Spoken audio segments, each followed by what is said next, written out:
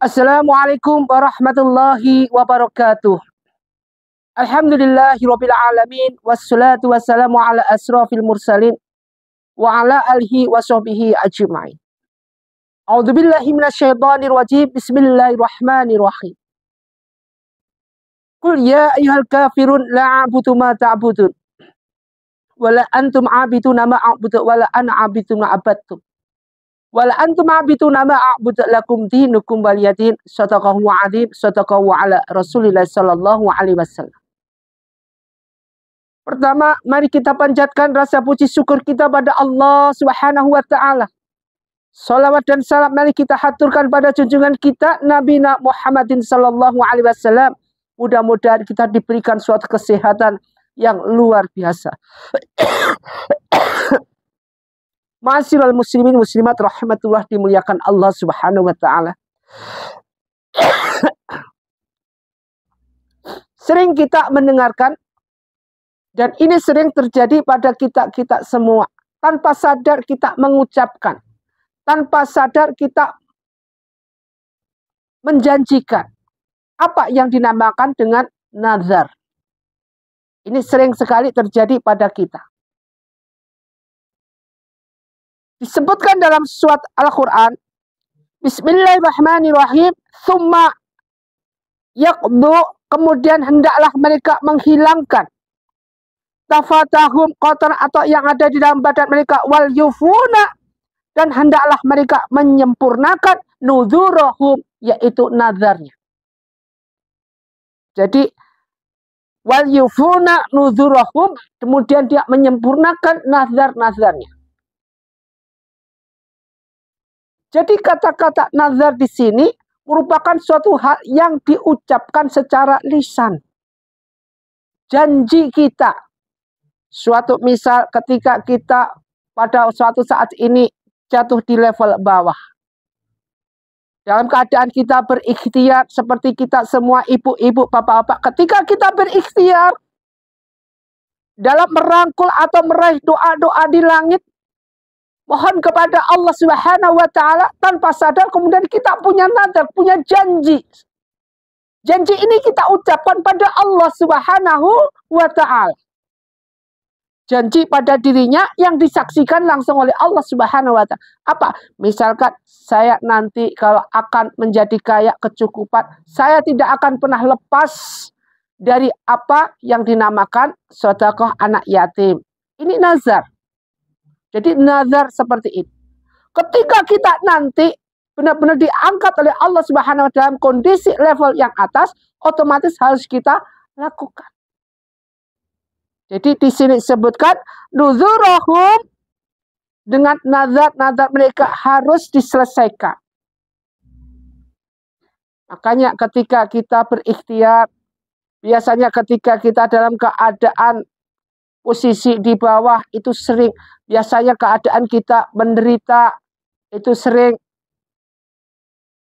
kita tanpa sadar kemudian mengeluarkan apa yang dinamakan nazar itu. Apakah nazar dalam Islam itu? Kalau nazar Islam itu sebagai janji atau komitmen kita sebagai seorang muslim kepada Allah Subhanahu wa taala. Ketika seorang itu bernazar, maka ia wajib menepatinya. Wajib harus kita tepati. Karena ini merupakan suatu janji. Di mana janji ini merupakan suatu hal yang harus. Al-waktu zainun. Janji adalah hutang. Kemudian apakah nazar itu harus ditepati? Meski pada dasarnya makruh. Namun, ya ini dijelaskan ya. Meski pada dasarnya makruh, namun jika nazar sudah terucap, wajib ditunaikan. Allah menyebutkan di antara ciri penduduk surga adalah orang yang menunaikan nazarnya. Jika nazar itu tidak mampu ditunaikan, maka kewajiban kita adalah membayar kafarah. Yaitu menazar suatu penebusan yang disebut dengan kafarat atau denda. Ingat ini bagi ibu atau bapak yang mungkin dulu punya nazar, belum diselesaikan. Ini harus membayar kafarah. Karena di sini disebutkan ciri-ciri penduduk surga adalah mereka yang bisa menunaikan atau menepati daripada nazar itu sendiri. Jika tidak bisa menepati, penebusnya adalah kafar, membayar kafar. Itu penting buat kita mengerti. Jadi jangan sekali-kali kita sering nazar. Karena ini juga penyakit juga. Penyakit apa? Penyakit keinginan. Ketika punya keinginan, sedikit punya keinginan, nazar. Sedikit punya keinginan, nazar. Sedikit punya kemauan, nazar. Jangan.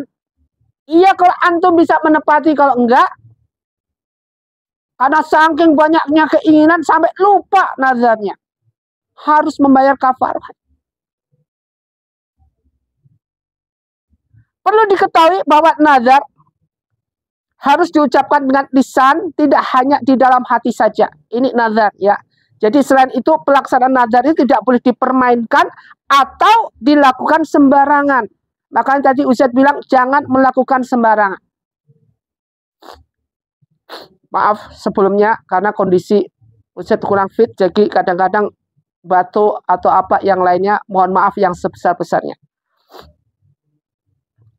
Jadi nazar ini sendiri, sebab bernazarnya maka ibadah yang semula dilakukan berhukum sunnah atau fardu kifayah menjadi wajib. Jadi hati-hati dalam bernazar. Makanya tadi yang Ustadz bilang ke si antum semua, hati-hati ketika kita punya keinginan, terutama kita-kita ini yang lagi terhimpit utang piutang, yang lagi posisi di level bawah, mohon kepada Allah, ya Allah aku nanti kalau misalkan bisa nebus hutang, bisa membayar aman, aku pasti pergi. Tidak usah banyak-banyak nazar. Pasrahkan semua kepada Allah Subhanahu wa Ta'ala. Kalau bisa hindari. Kenapa? Iya kalau kita tidak membayar, kalau kita membayar tidak ada masalah. Kalau nggak membayar dan lupa, maka ditagihnya nanti di akhirat.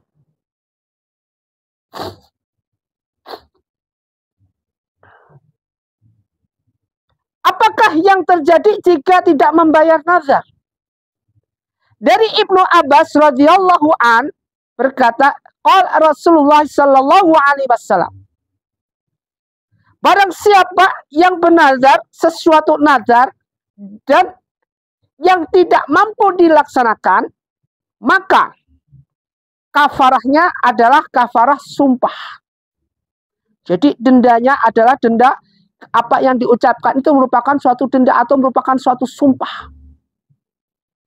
Hadis riwayat Abu Daud nomor 3322 dan Ibnu Majah 2128. Jadi dari Ibnu Abbas radhiyallahu an, Rasulullah sallallahu alaihi wasallam, barang siapa bernazar sesuatu nazar yang tidak mampu dilaksanakan, maka kafaratnya adalah kafarah sumpah. Makanya hati-hati. Hati-hati banget dalam kita bernazar. Karena apapun bentuknya, apa yang kita lakukan, apa yang kita jalankan, ingat dulu posisi kita bagaimana.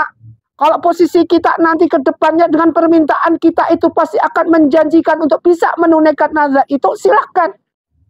Akan tetapi sebaliknya, jika nanti dengan keinginan kita, dengan kemampuan seandainya sudah dikabulkan, tidak sesuai dengan apa yang kita untuk menunaikan nazarnya, jangan permainkan. Salah satu contoh yang tidak mampu, seandainya aku nanti akan kaya, seandainya aku nanti mampu, cukup, maka aku akan maka aku akan bangunkan desa ini menjadi desa yang bagus, yang ini kemampuan ini mampu apa enggak ke depannya? Dengan kita dikabulkan doa-doa kita, mampu enggak menunaikan nazar ini? Terlalu tinggi enggak nazarnya ini? Sesuaikan semuanya. Jangan bilang nazar kita terus membangun satu kampung menjadi kampung yang indah. Itu memerlukan uang miliaran, itu enggak, harus dipikir. Pikir dulu semuanya, jangan asal ngomong. Jadi alangkah baiknya ketika kita mohon pada Allah Subhanahu wa Ta'ala, kemudian kita nazarkan, seandainya aku bisa terkabul ini, maka cukup. Aku akan bersedekah kepada fakir miskin. Seperti yang disebutkan, Bismillahirrahmanirrahim. Ara'aital ladzi yukadzibu bidin fadzalikal ladzi yad'ul yatim. Jadi kita tidak menjadi golongan hamba Allah yang mendustakan agama. Jalan itu aja. yaitu kita kasih anak yatim, fakir miskin, kemudian kita merdekakan budak, kemudian kita membantu sesama karib kerabat yang membutuhkan. Masya Allah. Andai kata hal-hal ini kita lakukan terus-menerus dengan sedekah-sedekah yang ada, maka apa yang terjadi? Rezeki kita akan mengalir terus. Insakantum lazidannakum, maka rezeki kita akan mengalir. Tidak usah khawatir semuanya, karena semua sudah diatur semua. Ketika kita mohon pada level bawah, nggak mohon pada Allah, jangan perbanyak janji-janji.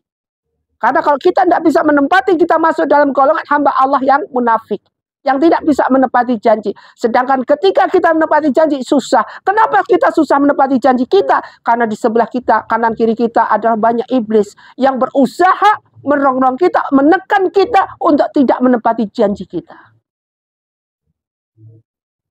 Ini jangankan ini yang berhubungan dengan nazar. Ketika kita diundang suatu apapun atau diajak teman, "Hei fulan sini, nanti kita ke rumahku ya, kalau ada ini. Insya Allah." Kita mengucapkan insya Allah. Kemudian insya Allah ini dipermainkan. Dikit-dikit bilang insya Allah, dikit-dikit bilang insya Allah. Jadi terjadilah suatu pergeseran ketika kita tidak mau datang dan enggan untuk datang, diucapkan insya Allah.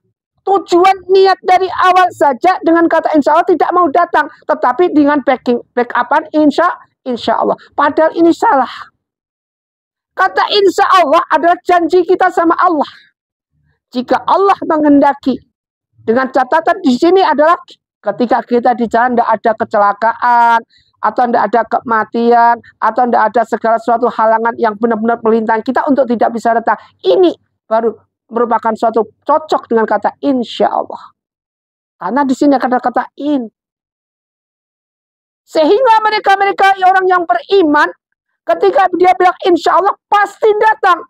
Karena insya Allah ini merupakan suatu janji kita pada Allah bahwa saya akan datang. Andai kata tidak ada halangan. Dan halangan itu tidak ada. Halangan pasti akan muncul. Kenapa? Ketika kita keluar pasti ada aja halangan. Tergantung wala taqrabu niat. Tergantung niat-niat kita. Kalau niat kita penuh, niat kita pasti datang. Pasti akan didatangkan oleh Allah Subhanahu wa Ta'ala. Pasti kita akan datang. Jangan pakai insya Allah mainan. Insya Allah harus usahakan untuk kita datang. Sebagai hamba Allah, orang muslim, mukminin, mukminat, jadikan insya Allah merupakan suatu janji kita untuk bisa datang dengan pastinya. Kenapa kita harus bisa pegang janji? Apakah nazar harus menyebut asma nama Allah?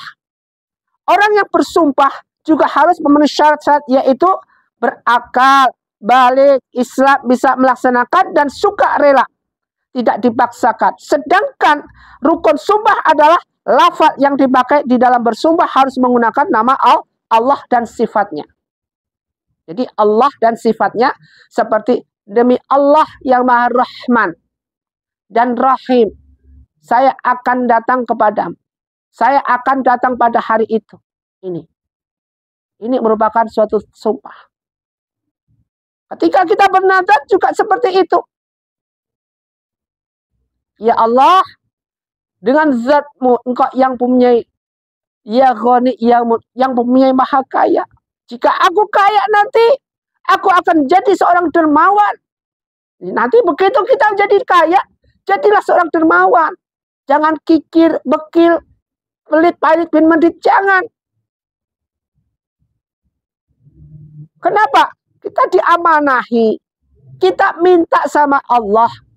Kemudian kita diberikan amanah. Tetapi ketika pegang amanah, tidak bisa menggunakan amanah itu sendiri. Kembali, inna azabi la syadid. Sesungguhnya azab Allah itu sangat pedih. Wala in kafartum, jika mereka itu kufur dengan janji-janji, dengan apa yang mereka peroleh, tidak bisa mensyukuri nikmat-nikmat yang kuberikan, maka inna azabillah, sesungguhnya azab itu sangat pedih. Oh, sudah pedih begini, apa yang bisa kita lakukan? Apa yang kita bisa andalkan? Ketika Allah mengambil haknya dengan paksa, Allah mengambil zakat yang kita punya, zakat yang harus kita salurkan, jika Allah mengambil sendiri, tanggung-tanggung, semua dihabisin. Allah nggak tanggung-tanggung, habis semua, ludes semua. Apa? Si jago merah bertindak, tentaranya Allah. Atau tidak tentaranya Allah yang berair itu, bandang, banjir datang melanda tiba-tiba, hancur semua. Dan bahkan kadang-kadang sampai merenggutnya nyawa. Coba bisa kita bayangkan. Begitu ngerinya. Begitu suatu hal yang sangat ngeri yang harus kita rasakan. Maka dari itu jangan sekali-kali kita bermain dengan sumpah. Jangan sekali-kali kita bermain dengan nazar. Ma'asyiral muslimin muslimat rahimat dimuliakan Allah. Boleh kita bernazar, tapi nazarlah yang ringan. Suatu misal, andai kata hari ini aku mendapatkan rezeki, kamu nanti akan kubelikan kue, akan belikan, ya begitu, aduh belikan kue. Itu nazar-nazar ringan. Misalkan kita membelikan, misalkan kita menjalankan pun tidak sesusah apa yang kita jalankan. Lain beda dengan mereka-mereka yang jika nanti aku kaya, nanti akan aku jadikan fakir miskin sama satu kampung, akan kucukupi semua. Ini nazar berat ini. Berat sekali, harus kamu jalankan. Selama berapa kamu menjalankan? Selama berapa tahun kamu menjalankan? Jangankan itu satu kampung, Jumat berkah aja kita Senin Kemis.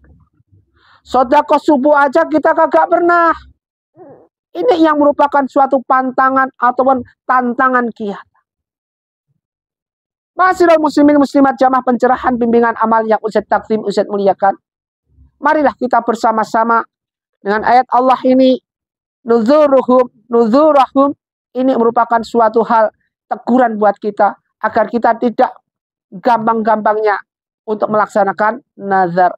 Marilah kita senantiasa menghadap Allah, memohon kepada Allah, curhat kita pada Allah. Apapun bentuknya yang kita lakukan, yakinlah bahwa Allah akan memberi. Wa ma min dabatin fil ardi illa 'alallaha rizquha. Semua makhluk yang ada di dunia ini semuanya dicukupi kepada oleh Allah Subhanahu wa taala. Tergantung kita, tergantung bagaimana kita mengambil rezeki itu. Ketika kita bangun jam 3 malam, kemudian Allah berikan itu, Allah menunggu jam 3 malam. Wa minal laili fatahasbihi nafilatalak an abyasataka rabbika maqama mahmuda. Allah akan tunggu kita. Allah tunggu kita jam 3 untuk apa? Untuk mintalah kepadaku, akan kukasih. Maka kita berhamba, maka kita berbondong-bondong memohon pada Allah, minta sama Allah dengan surat tahajud, dengan surat hajat, dengan surat taubat yang kita lakukan, insya Allah sampai kita menjelang qabla subuh, sampai menjelang surat fajar. Ma'asyiral muslimin muslimat rahimallah, yakin bahwa segala sesuatu Allah Maha Rahman dan Rahim, Allah Maha menjalankan segala sesuatu buat hambanya, Allah Maha memenuhi buat hambanya semua. Maka hal itu janganlah kita suudzon pada Allah atas kesampaian yang apa yang kita lakukan. Bukan tidak sampai, segala sesuatu yang kita inginkan belum datang, bukan suatu hal kegagalan, tapi itu merupakan suatu hal yang tertunda, keberhasilan yang tertunda sedikit. Husnudon terus pada Allah Subhanahu wa taala agar kita dijauhkan dari segala azab yang ada. Usikum wa nafsi bittaqwallah wa bila taufiq wal hidayah. Wassalamualaikum warahmatullahi wabarakatuh.